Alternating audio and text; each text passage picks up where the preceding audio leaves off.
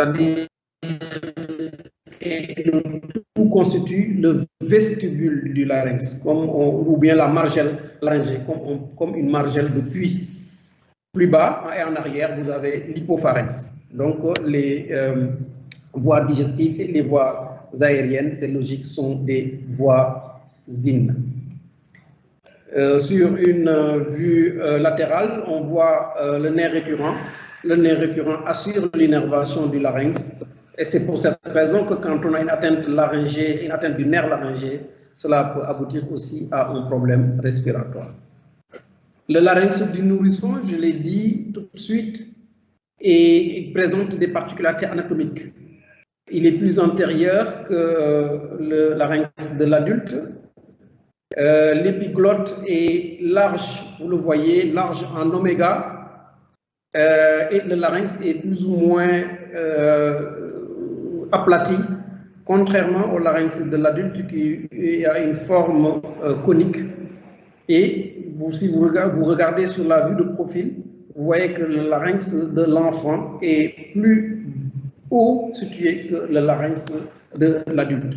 C'est pour cette raison d'ailleurs que quand un enfant présente un corps étranger au niveau de l'oropharynx, au niveau de la région du larynx, attention à introduire un doigt pour sortir ce corps étranger parce que le larynx n'est pas très loin et vous pouvez être à l'origine d'un traumatisme laryngé. Sur le plan physiologique, le larynx assure un certain nombre de fonctions. La fonction respiratoire est importante et quand cette fonction-là est perturbée, on aboutit à une dyspnée. Le larynx participe aussi à la déglutition, mais aussi à la phonation. On le sait, le larynx est le principal organe de la phonation, donc l'organe qui nous permet de parler. Toujours sur le plan physiopathologique, je l'ai dit tout de suite, la région sous-glottique, je vais retourner en arrière pour vous permettre de voir cette région. Cette région sous-glottique est de petite taille et très sensible aux inflammations et ces inflammations vont entraîner facilement une dyspnée laryngée importante.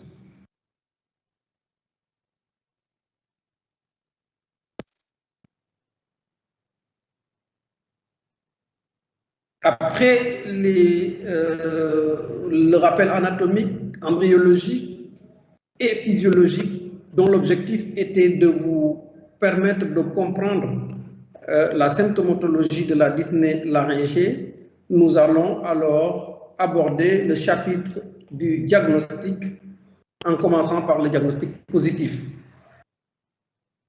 Les signes fonctionnels de la dyspnée laryngée, nous l'avons dit, le diagnostic est clinique et on n'a pas forcément besoin d'examen complémentaire dans les cas typiques.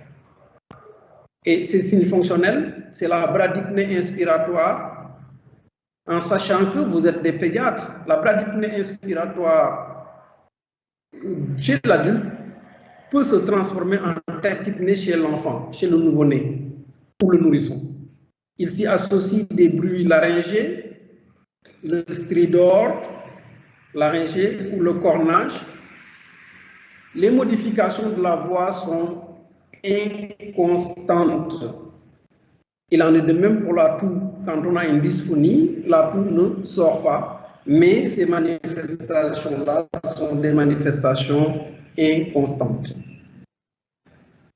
Les signes physiques, la seule inspection d'un malade dyspnéique permet de reconnaître une dyspnée laryngée. Le malade est assis sur le bord de son lit, tête fléchie, comme s'il était en train de chercher à ouvrir plus largement son larynx. Le tirage inspiratoire susclaviculaire et susternal est observé. Parfois, on a un tirage intercostal ou xiphoïdien qui signe un obstacle important.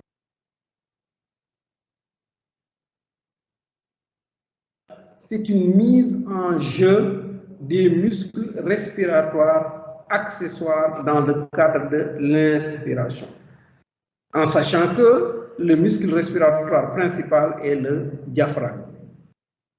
Dans ces conditions d'urgence, Le malade est alors redirigé immédiatement dans un centre spécialisé car la dyspnée peut s'aggraver à tout moment.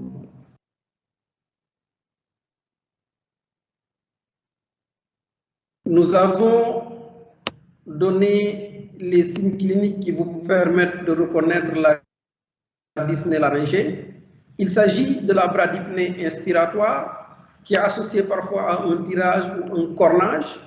L'examen retrouve surtout le tirage qui est intercostal symphyoïdien ou bien cervical, et ce tirage-là est une mise en jeu des muscles respiratoires accessoires chez un malade qui est assis sur le bord de son lit en train de chercher l'air. Voilà les signes qui permettent de reconnaître la dyspnée laryngée, mais ces signes peuvent aussi parfois porter à confusion avec d'autres types de dyspnée, tels que la dyspnée obstructive d'origine supralaryngée, qui est rapidement éliminée par l'examen de l'oropharynx et de la cavité buccale, qui permet de retrouver un hématome du plancher buccal, un abcès périamygdalien ou un abcès de la base de langue. Les dyspnées qui sont d'origine pulmonaire, ces dyspnées d'origine pulmonaire ou cardiaque, c'est des dyspnées aux deux temps respiratoires. L'asthme peut entraîner ce type de dyspnée, l'anémie, les dyspnées d'origine métabolique, les dyspnées neurologiques. Les dyspnées d'origine trachéale, elles, sont plus difficiles à éliminer. Classiquement, c'est des dyspnées aux deux temps respiratoires, sans cornage, mais on a un wheezing au niveau aux deux temps respiratoires. Dans les dyspnées d'origine trachéale, le scanner et l'endoscopie sont importants dans le diagnostic. Après avoir éliminé ces affections qui portent à confusion, nous apprécierons aussi la gravité de la dyspnée laryngée.